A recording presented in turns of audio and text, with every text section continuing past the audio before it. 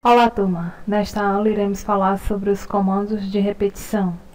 Até agora, nós já estudamos vários elementos para construir nossos programas. Falamos sobre expressões, sobre variáveis, que servem para armazenar os valores que nós trabalhamos no nosso programa, servem para armazenar os dados. E falamos também que tipos de dados eles podem armazenar, como por exemplo inteiro, real e texto.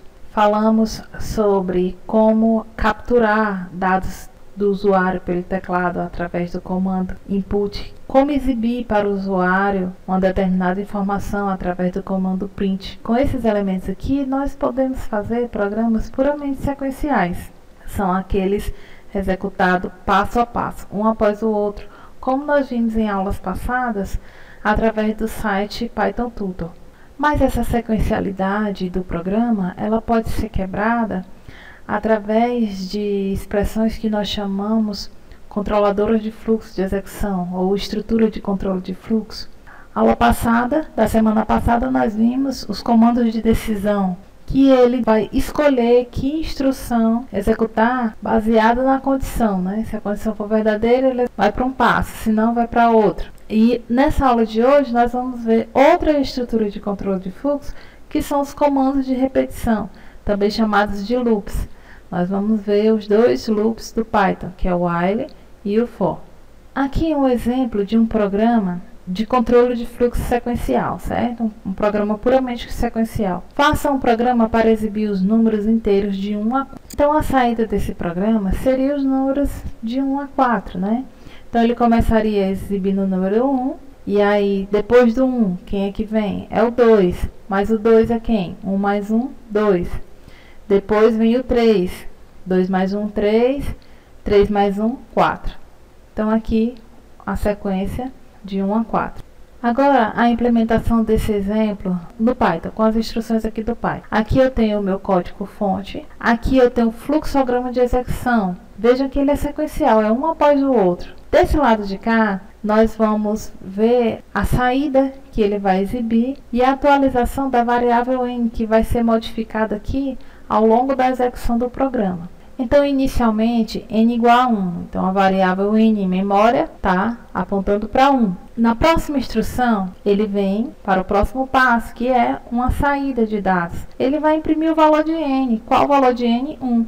Então, aqui na saída, ele vai exibir 1. E aí ele passa para o próximo passo, que é uma atualização da variável n. N vai receber o valor atual de n mais 1. Qual o valor atual de n? 1. Mais 1, 2. E aí ele vai passar para a próxima instrução, saída de dados. Vai exibir o valor de n, imprimir o valor de n. Qual é o valor de n? 2. Então ele vai imprimir aqui 2. Passa para a próxima instrução, n igual a n mais 1. Quem é n? 2. Mais 1, 3. Passa para a próxima instrução, imprime o valor de n, corrente. Qual o valor de n corrente? 3. Passa para a próxima instrução, n igual a n mais 1. Quem é n? 3. Mais 1, 4. E aí, ele passa para a próxima instrução, imprime o valor de n. Quem é n? Agora, n é 4. Então, ele vai exibir aqui 4. E aí, ele passa para a próxima instrução, atualiza o valor de n. n agora é 5. Então, aqui, terminou o programa, não tem mais o que ele executar. Então, ele fecha o programa, terminou a execução. E aí, veja a saída do programa. Ele exibiu os números de 1 a 4. E a variável n, ela foi atualizando os valores ao longo da execução do programa. Por isso que o nome é variável, o nome desse identificador aqui é variável. Por quê? Porque os seus valores vão variando. Conforme a execução do programa, esses valores vão se alterando, certo? Agora, olhando apenas para o código fonte, nós podemos observar tanto a sequencialidade das instruções. Se a gente analisar mais de perto, nós podemos observar que essas instruções aqui, elas se repetem. Então, essas instruções aqui se repetem. Então, quando eu tenho mais de uma instrução, eu chamo de bloco. Então, esse bloco de instrução aqui, ele está se repetindo. Ora, esse programa é para imprimir os números de 1 a 4. Imagine se eu fosse imprimir os números de 1 a 1000. Eu iria repetir esse bloco aqui várias vezes. Meu código-fonte ia ficar enorme. Então, as linguagens de programação têm a estrutura de repetição. né, que ela serve para fazer exatamente isso. Ela repete um bloco de instruções várias vezes. Então você tem que apenas decidir o que você vai colocar dentro dessa estrutura de repetição, ou seja, qual bloco que você quer que se repita várias vezes. Então aqui no exemplo, nós vamos pegar esse bloco que se repete, colocar ele dentro da estrutura de repetição. Aqui no caso nós estamos utilizando a while. E aí nós vamos indicar quantas vezes ela vai se repetir. Então aqui, esse programa aqui faz a mesma coisa que esse, só que esse é de forma sequencial e esse outro aqui é utilizando a estrutura de repetição while. Então vejam, aqui começa com n igual a 1, aqui também, e esse que vai se repetir várias vezes, eu coloquei aqui dentro do while. Então, enquanto aí essa condição aqui for verdadeira, ele vai fazendo isso aqui, repetindo isso aqui. Quem vai controlar a execução do while é o programador. Então, comumente nós colocamos uma atribuição inicial para entrar no laço. E aí depois nós colocamos o que nós chamamos aqui de comando de repetição, é o while. O while é um comando de repetição condicional, porque ele vai repetir o seu bloco de comandos mediante uma condição. Se ela for verdadeira, ele entra dentro do seu bloco e executa aquelas instruções. Se for falsa, ele não entra na repetição, ele sai. Então, nós temos aqui uma expressão booleana, daquelas que retorna algo verdadeiro ou falso, né? Então, enquanto for verdadeiro, ele vai executar isso aqui, uma ou várias instruções que nós chamamos de bloco. É um termo que nós designamos para indicar uma ou várias instruções. Eu poderia ter aqui inésimas instruções. Então, esse bloco aqui, ele só vai ser executado se essa condição aqui for verdadeira. Enquanto n for menor do que 5, ele vai fazer isso aqui. A partir do momento que isso aqui for falso, ele não faz mais. Mas como é que eu vou explicar para o Python que aqui é o bloco do while? Essas instruções estão dentro do while. Então, nós temos que ter cuidado com a indentação. Se eu colocar exatamente aqui embaixo, não vai dar certo, né? Então, quando eu dou uma tabulação aqui, uma indentação, eu estou indicando para o Python que essas instruções estão dentro do while, não estão aqui no mesmo nível do while, estão dentro. E aí o resultado é justamente essa saída, os números de 1 a 4. Então aqui, o mesmo exemplo do slide anterior, só que eu acrescentei aqui uma instrução no final para exemplificar melhor essa questão da saída do laço. Então aqui do outro lado, o fluxograma correspondente a esse programa. Então a primeira instrução é n igual a 1. Então depois dessa instrução n igual a 1, ele vai alcançar essa segunda instrução aqui. Ele tem um teste. Então aqui, n menor do que 5. Se o teste for verdadeiro, n é menor do que 5, então ele entra dentro do bloco do while, faz todas as instruções que tem dentro do bloco, e aí ele volta para testar de novo se vai continuar ou não. Se a resposta for sim, ele vem, executa de novo, volta para testar. E aí, n é menor do que 5? Sim. Vem de novo, executa e volta para testar. E aí, n menor do que 5? Digamos que não. Então, ele não entra mais no seu bloco de instrução. Ele vai para a próxima instrução após esse comando de repetição. Então, aqui a próxima instrução é fim. Se tivesse outras instruções aqui, ele continuaria a execução sequencial ou não, dependendo da instrução que tiver aqui. Nesse slide aqui, eu fiz a simulação da execução do interpretador Python, como é que ele vai executar esse programa passo a passo, né? Aqui vai ficar claro que ele não vai ser sequencial, né? Vai quebrar essa sequencialidade através desse comando de repetição. Então, aqui em cima eu coloquei o programa. Essa setinha vermelha vai indicar qual a instrução ele vai executar, né? É o passo a passo. Aqui embaixo eu coloquei a saída, né? Enquanto ele vai gerando aqui a saída. E essa aqui é a variável n, para vocês verem que ela vai sendo atualizada em memória, certo? Então, inicialmente, n recebe 1. É uma atribuição. Aqui é um sinal de atribuição. Eu estou atribuindo o valor 1 à variável n. Então, aqui embaixo nós podemos ver que n recebe 1, certo? Na próxima instrução, ele alcança o comando de repetição while. Aí, while quer dizer enquanto n for menor do que 5. Mas aí eu tenho que olhar para a variável n. Aqui ela está com o valor 1. Então, quem é n? 1. N é menor do que 5, ou seja, 1 é menor do que 5. Então, o valor desse teste deu verdadeiro. Se é verdadeiro, ele entra no bloco de comandos. Então, ele vem aqui, executa o primeiro comando dentro do bloco de repetição. Então, aqui, que comando é esse? É de impressão, imprimir o valor de n. Mas quem é n? 1. Então, a saída aqui vai ser 1. E aí, ele continua a execução dentro do bloco. Ele já entrou no comando de repetição, né? Entrou dentro do bloco de comando de repetição. Então, ele vai aqui executar a próxima. Qual é a próxima? É uma expressão que atualiza o valor de n. N vai receber o quê? O valor de n atual mais 1. Qual o valor de n atual? É 1. Mais 1, ela vai passar a ser 2, certo? Então, aqui, nesse ponto, ele alcançou o final do bloco de comandos do while, certo? Não tem mais nenhuma instrução dentro do while para ele executar. O que que ele faz? Ele volta aqui para testar se vai continuar ou não. É o que nós vimos aqui no fluxograma, né? Executou as instruções dentro do bloco, ele volta e faz o teste para saber se vai continuar ou se vai sair. Então, ele volta, né? Aí ele vem aqui e se depara de novo com o teste.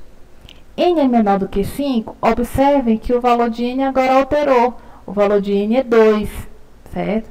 Essa instrução aqui, n igual a n mais 1, alterou o valor da variável n. Então, quem é n agora? 2. Ela é menor do que 5? Então, o teste também deu verdadeiro. Então, ele vai entrar dentro do bloco. E aí, ele vai imprimir o valor de n atual. Qual o valor de n agora? 2. Então, ele vai imprimir 2. Passa para a próxima instrução, atualiza o valor de n. N igual a n mais 1. Que n, 2 mais 1, passa a ser 3. Volta para o while, faz um novo teste. N é menor do que 5, que n agora é 3. 3 é menor do que 5?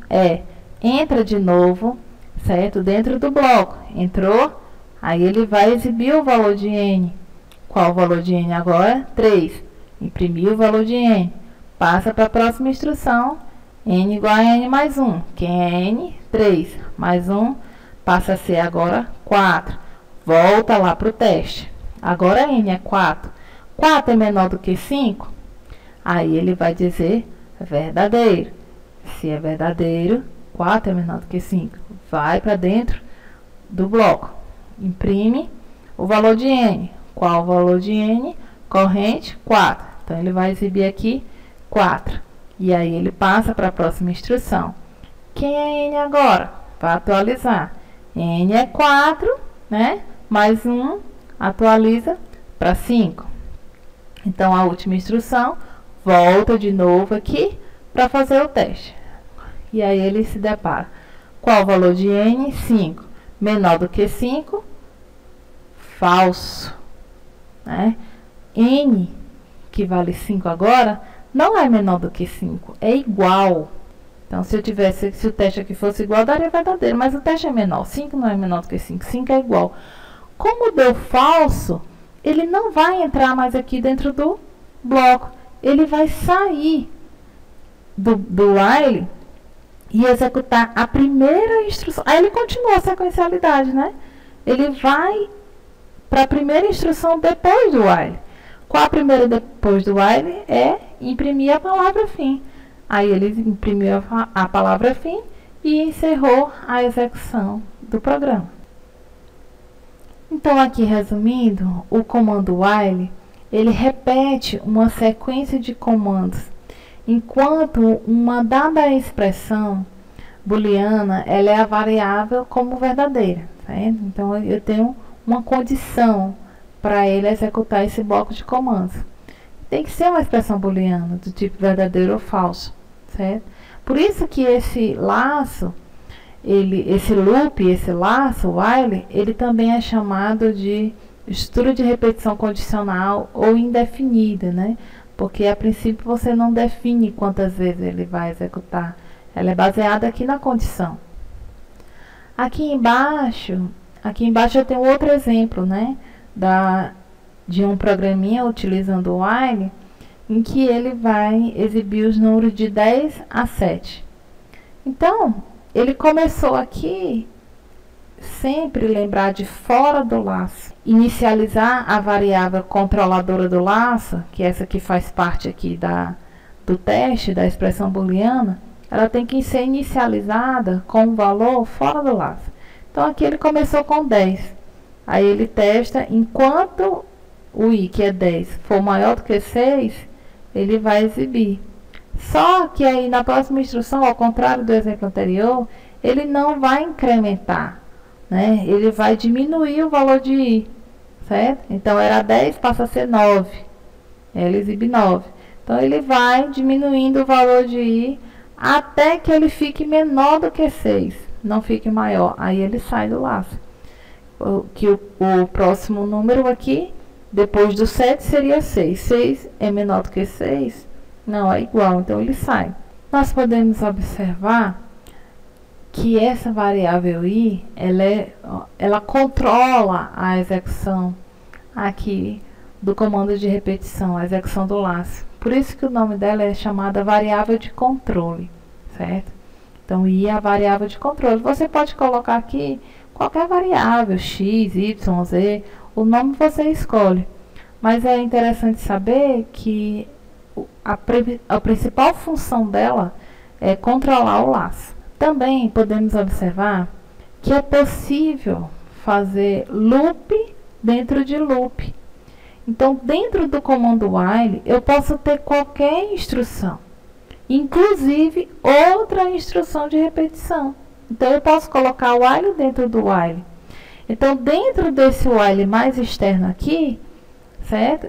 Eu tenho quantas instruções? Uma instrução simples, sequencial, uma atribuição. A próxima instrução é uma repetição, certo? Com os seus comandos internos. E aí depois outra instrução aqui para imprimir nada. E aí a atualização aqui da variável de controle desse laço mais externo.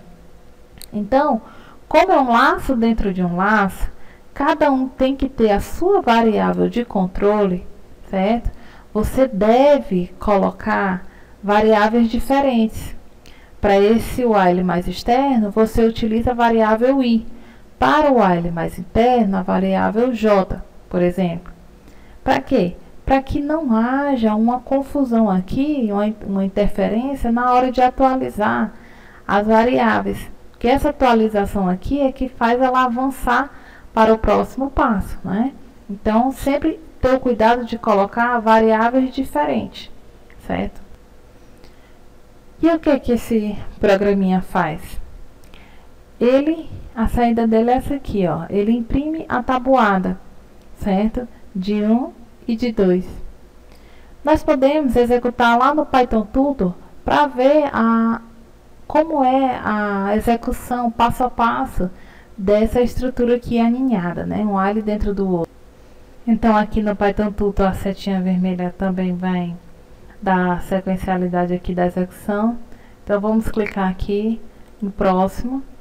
E aí, ele disse que a variável i está valendo 1, né? Então, ele faz o teste. I menor do que 3, quem é i? 1 menor do que 3. Passa para a próxima instrução. Sim. Então, ele vai executar o j, né? J é igual a 1. Aí, passa para a próxima instrução, é um while, certo? Outra repetição. O que vai acontecer aqui? Ele vai fazer o teste. Quem é j?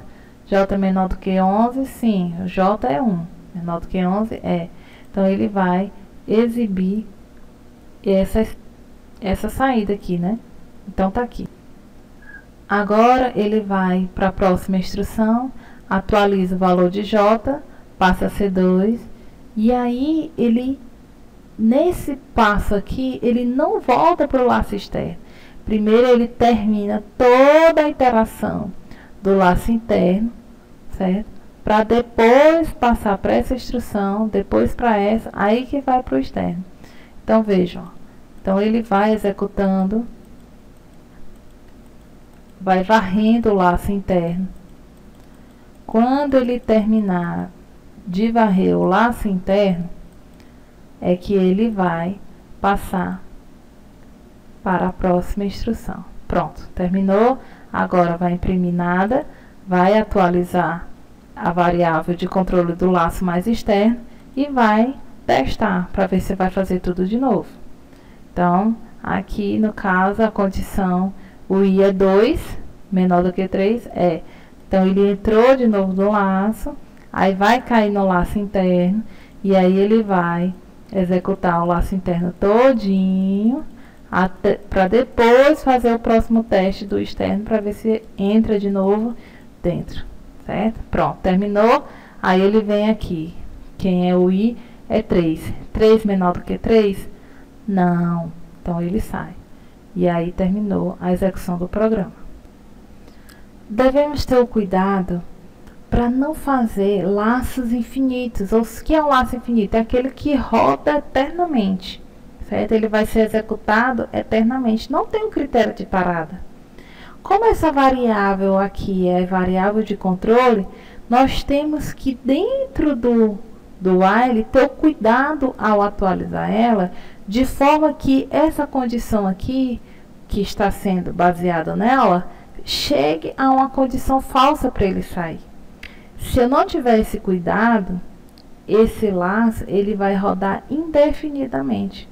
É o que acontece nesse exemplo. O i começa com 10. Aí ele testa. 10 é maior do que 6? É. Aí ele executa aqui, né? Imprime o i, 10. Aí o i passa a ser i mais 1. Quem é i agora? 11. Então vejam, ele está aumentando o valor. 11. Aí ele volta para cá.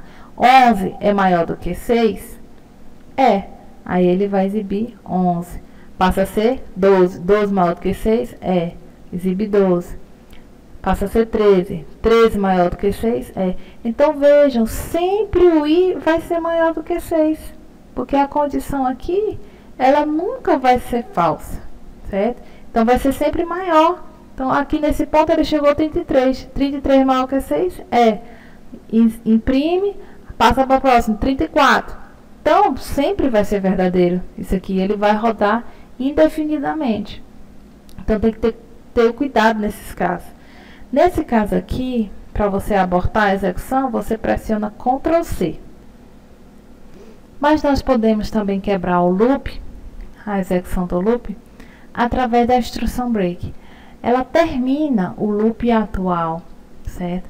E salta para a próxima instrução imediatamente após o loop. Então, quando ele encontra o break, ele sai do while, certo? Sai da repetição. Então, é comum a gente utilizar um teste, certo? Um teste dentro do bloco, que é o critério de parada. A gente já colocou aqui um teste dentro do bloco, certo? Então, vejam que essa instrução aqui, o while true, ela roda indefinidamente. Porque verdade sempre vai ser verdade. Não existe nenhuma condição aqui. Enquanto verdade, verdade é sempre verdade. Então, ele entra sempre, certo? E aqui ele vai pedir um valor para o usuário, né? Digite um número n. Aí o usuário vai digitar um número. E aí ele vai testar esse número, se é 0. Quando o usuário digitar 0, aí ele sai. Ele alcança aqui o break, certo? Aí ele sai do laço. Ele sai e executa aqui o fim, ok? Então, vamos ver aqui a execução desse laço. Então, n... pede para o usuário, digite n, aí o usuário digitou 1. Aí ele testa, vai para a próxima instrução. 1 é igual a 0? Não. Então, ele vai para essa instrução aqui, que é a próxima instrução aqui, a sequencialidade aqui dentro do bloco while. Imprime o valor de n, aí ele diz, o valor de n é 1. Aí ele volta para cá. Quando ele volta para cá, verdade, então ele vai entrar. E aí ele vai para a próxima instrução. Digite o valor de n. E aí o usuário digita 2. Aí ele testa. 2 é igual a 0? Não. Então, ele não entra aqui, ele vem para cá. Então, vem para cá. Aí, ele vai exibir o valor de n. Qual é o valor de n? 2. E aí, ele vai e volta para o teste. Teste verdade, ele entra. Aí, ele pede novamente o valor de n. Quanto que vale n? Aí, o usuário digita 3. E aí, 3 igual a 0? Não. Então, ele vem aqui, exibe o valor de n. Volta, teste novamente. Verdade, verdade. Pede para o usuário. Qual o valor de n? Aí, o usuário vai digitar agora 0. E aí, ele testa. 0 é igual a 0? Sim.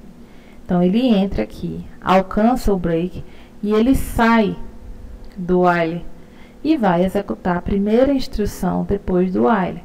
Qual a primeira instrução? Imprimir a palavra fim.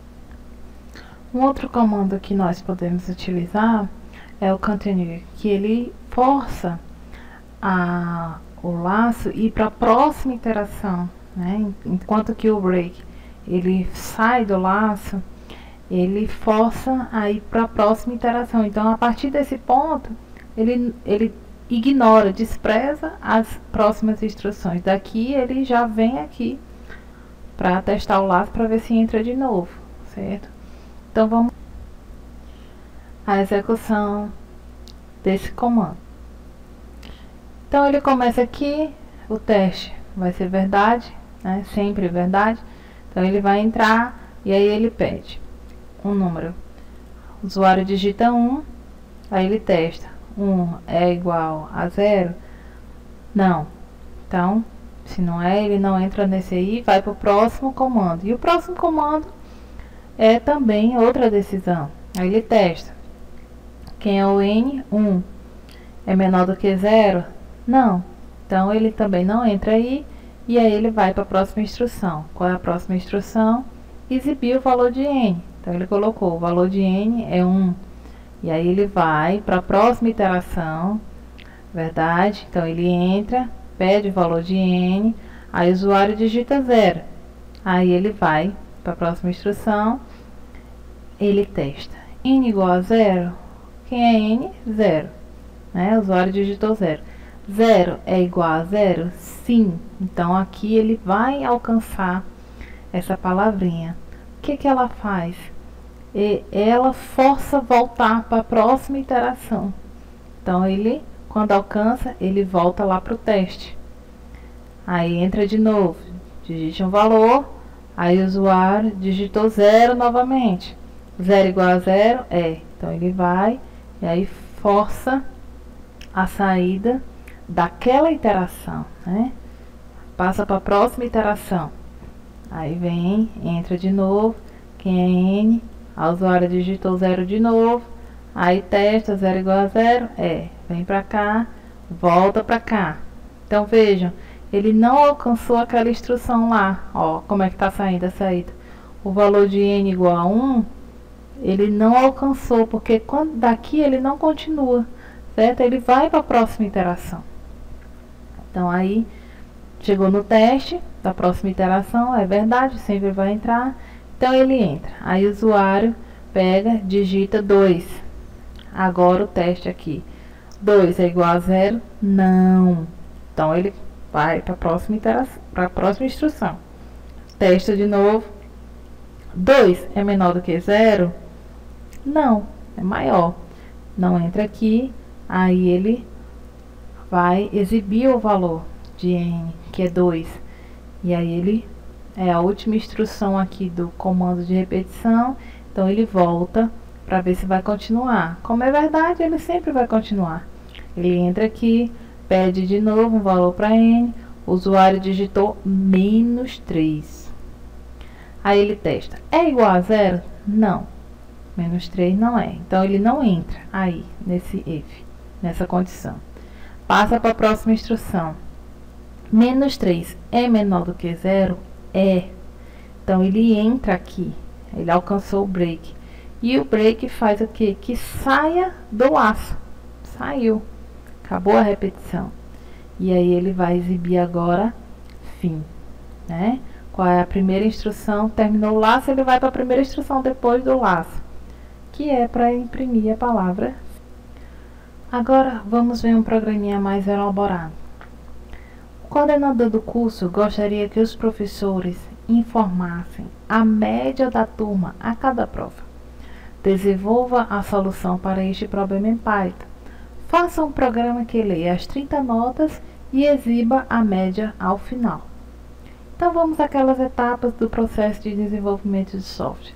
Na fase de análise, nós entendemos o problema? O que é que ele quer? Ele quer calcular a média da turma de 30 alunos, certo? A média de 30 notas. Na fase de especificação, quais são as entradas? Ele vai entrar com as notas. E qual é o processamento? Ele vai calcular a média dessas notas, a média geral da turma, que é a soma de todas as notas da turma dividido pela quantidade de alunos, que é 30. Então, a saída vai ser a média da turma. E o projeto? Como é que a gente vai fazer isso? Ora, nós vamos somar todas as notas para poder calcular a média. Então, primeiramente, nós vamos inicializar a soma com 0. Depois, nós vamos repetir 30 vezes esse processo. Entrar com a nota e adicionar a nota à soma. E somando, e acumulando as notas. E aí, depois que eu fizer isso aqui 30 vezes, entrar com 30 notas e somar todas elas, eu vou exibir a média. Calcular a média, que é a soma de todas elas, que foi acumulada aqui, dividido por 30. E a implementação em Python, como seria? Então, inicialize soma com 0, está aqui, soma igual a 0. Como isso aqui é uma repetição de 30 vezes, eu vou utilizar aqui a variável i como uma minha variável de controle, certo? E vou inicializar aqui com 0 e vou fazer o seguinte teste. Enquanto ela for menor do que 30, ele vai repetir isso aqui, certo? Então, ele vem. Enquanto i é igual a 0, aí i menor do que 30? Sim. Aí ele pede a nota. Próxima instrução, ele soma. Então, quem é soma? É soma mais nota. Então, a soma aqui é 0. E ele vai somar o valor de soma, que é 0, com a nota que o usuário digitou aqui. Digamos que o usuário digitou 6. Então, soma vai ficar valendo de 6. E aí, ele incrementa aqui o contador do laço, né? A variável de controle. Passa a ser 2. Então, vem aqui. 2 é menor do que 30? Aí ele pede a próxima nota. Aí soma é igual a soma. Quem é soma? Era 6, lembra? 6 mais a nota que ele digitou. Então, isso aqui está acumulando, está somando todas as notas. E aqui está avançando o laço, certo? Então, ele vai fazer isso aqui 30 vezes. Quando ele sair aqui, ele vai exibir o valor da média, que é a variável soma, que contém o somatório de todas as notas, dividido pela quantidade de alunos, que é 30.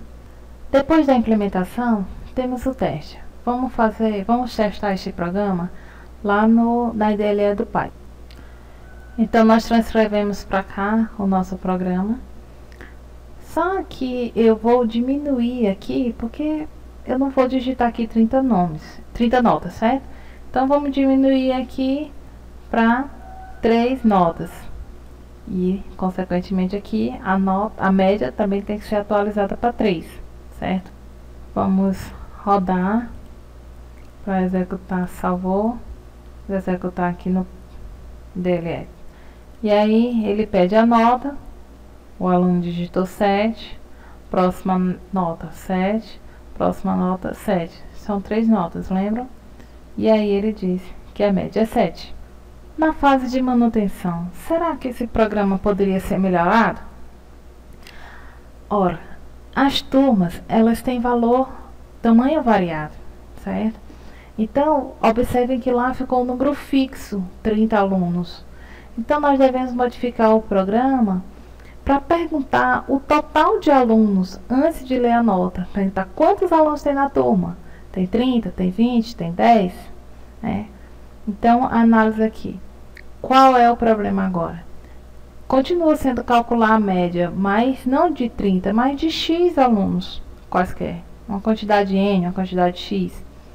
Na especificação, continuar também entrando com as notas. E o processamento, somar todas as notas, dividido pela quantidade aqui que o professor informou, quantidade de alunos. E a saída é a média da turma. E o projeto? Entrar com a quantidade de provas primeiro, né?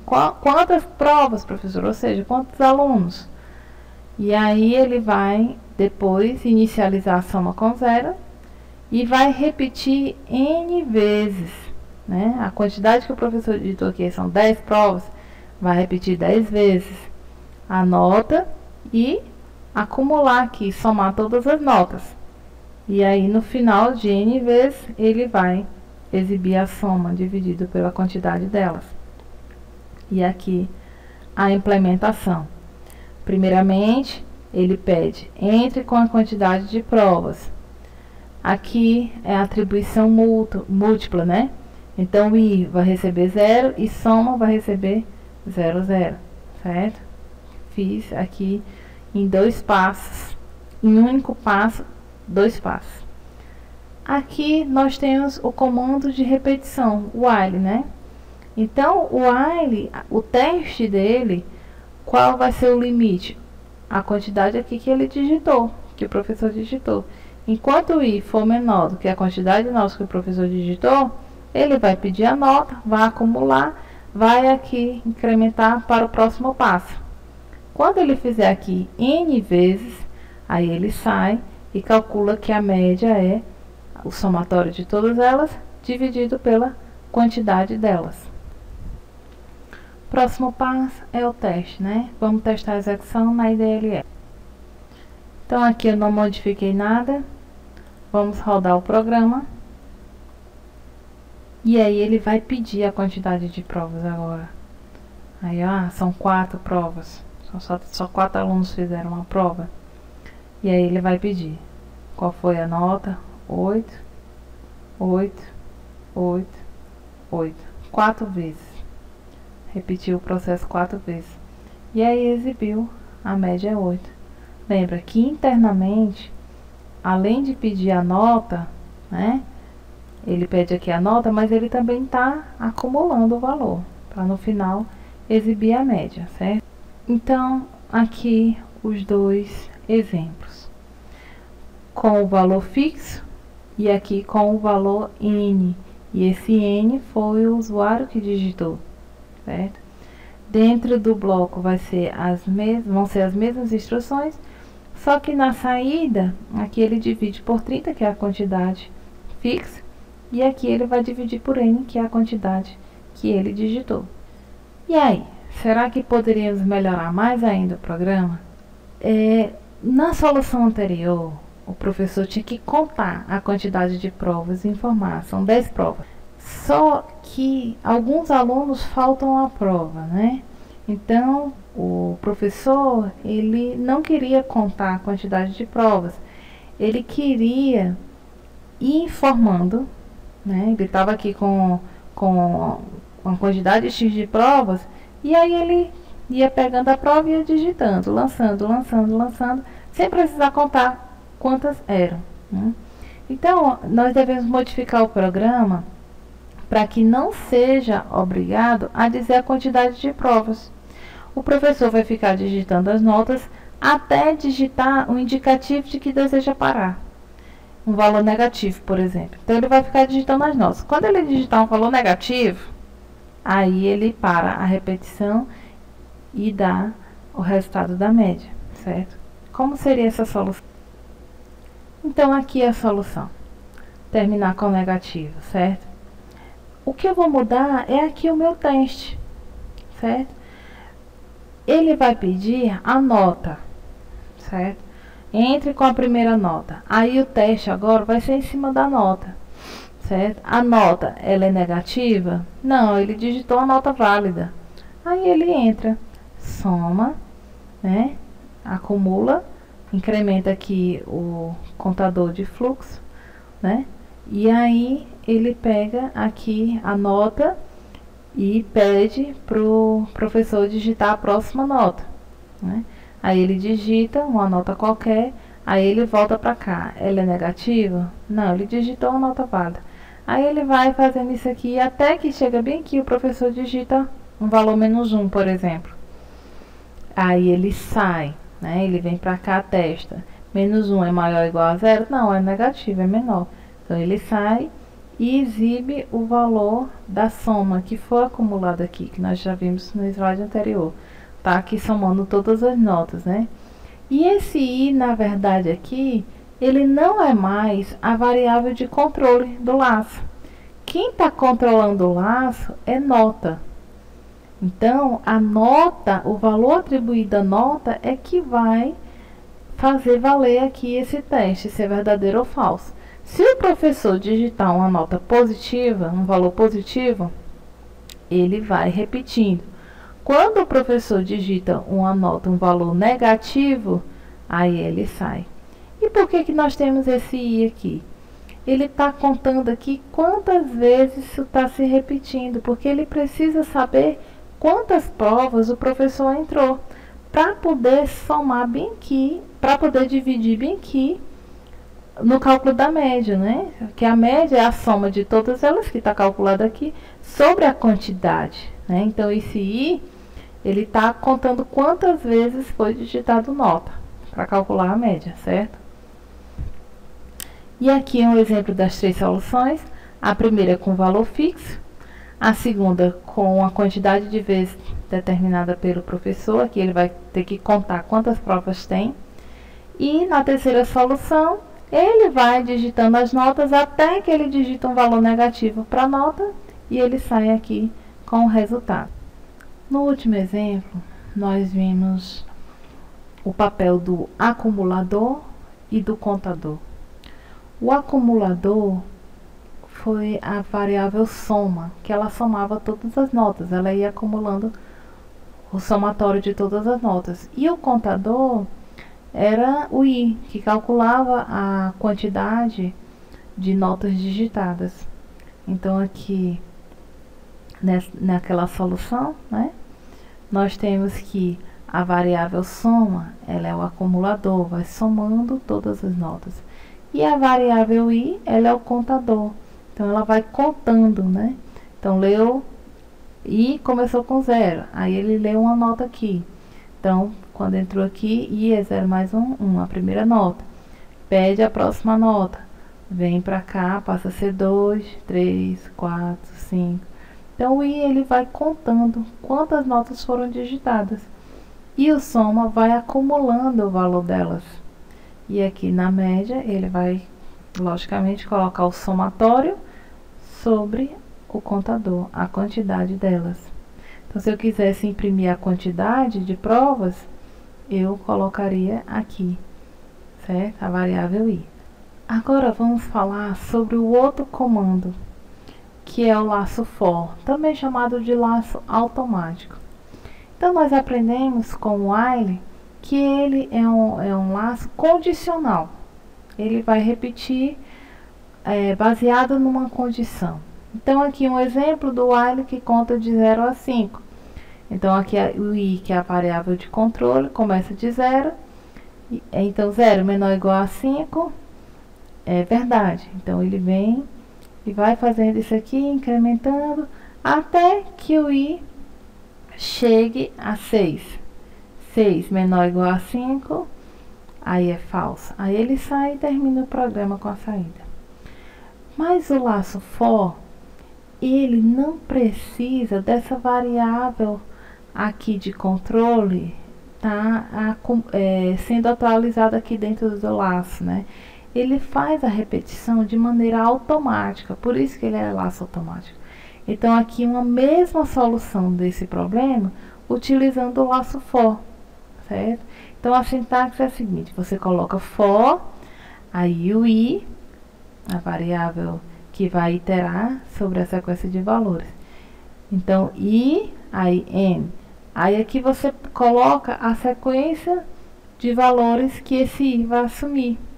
Então, aqui é um conjunto de dados, uma sequência de valores. E aí, ele vai imprimir aqui o valor do i, certo? Então, o comando while, ele é bem simples, mas ele é perigoso. Ele é uma fonte de muito erro nos programas. Por que ele é perigoso? Vamos analisar esse código aqui. O i é igual a 0. Enquanto i menor ou igual a 10, faça print i. O que tem de errado nesse código? Qual o problema desse código? Veja que a variável controladora do laço, certo? Ela não está sendo atualizada dentro do bloco de comandos da repetição, do while. Consequentemente, se ele não incrementa aqui, esse valor do i não vai mudar. I é 0 e vai ficar sempre 0, eternamente. Então, aqui é um laço infinito, certo? Agora, se eu tivesse aqui colocado uma instrução para alterar o valor de i, tudo bem. Mas como não tem, vai ficar um laço infinito. Isso é um problema. Com o comando for, nós não temos esse problema, porque ele é um laço automático, certo? Na verdade, o que ele faz, ele vai iterar em cada um desses valores. Então, ele vai começar daqui e vai até aqui, certo? Então, vamos aqui executar para vocês verem o funcionamento do for. Então, inicialmente, o i vai ser 0. Aí, ele entra no laço, exibe o valor de i, que é 0, volta, e aí ele vai para o próximo valor, certo? Aí, o i agora é 1. Imprimiu o valor de i, quem é o i? 1. Volta, avança, vai para o próximo valor. Qual o valor de i? Aí ele vai imprimir, é 2. Volta, vai para o próximo valor. Qual o valor de i agora? 3. Entra aqui, exibe, volta. Aí ele avança para o próximo elemento aqui do conjunto. Vai imprimir, quem é i agora? 4. Aí ele avança, passa para o próximo. Qual o valor de i? 5. Aí ele vai exibir 5. Como ele já chegou no final do conjunto, ele não volta mais. Ele chegou ao final, então ele vai para o fim, certo? Não tem mais para onde ele avançar. Então ele vai exibir agora fim, ok? Uma alternativa para usar for, para esse mesmo exemplo aqui, seria utilizar a função range. O que ela faz? Ela produz a mesma saída, certo? Então, ela vai exibir a sequência aqui de 0 a 5. Essas duas soluções aqui são equivalentes, fazem a mesma coisa. Então, se eu digitar aqui no Python o seguinte comando para ele listar, e aí ele vai listar 0 a 5, ok? Essa sequência de valores não precisa necessariamente estar em ordem, certo? Então, aqui um exemplo de valores aleatórios, né? Eu coloquei aqui o antes e o depois para delimitar o antes do laço e depois do laço, né?